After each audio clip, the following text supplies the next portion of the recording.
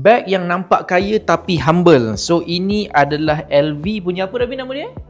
Fastline. Okay. So dekat kedai kalau korang tengok kat retail harga dekat 10,000 lebih.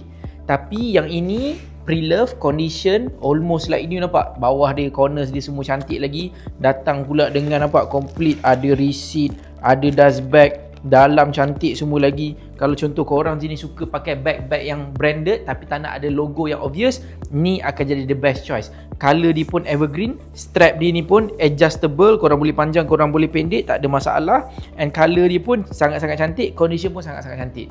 Dekat kedai orang jual 10,000 lebih, kita nak jual pada harga 7,990 sahaja. Korang boleh bayar in full, korang boleh bayar in installment plan, nak pakai credit card pun semua boleh. Maksudnya as low as RM100, RM200 sebulan, bayar je first payment, boleh terus bawa balik bag. Kalau korang tak nak kita hantar, korang boleh datang di kedai kita di Wangsa Maju Kuala Lumpur, just 10 minit daripada KLCC. Kita buka daripada 10 pagi ke 6 petang. So kalau korang nak bag ni, korang kena cepat sebab kita ada satu sahaja unit dekat showroom kita. Tak ada dua, tak ada tiga. Ada ni sahajalah. So kalau korang nak bag ni, kita nak nego pada 7990, screenshot dan DM saya sekarang.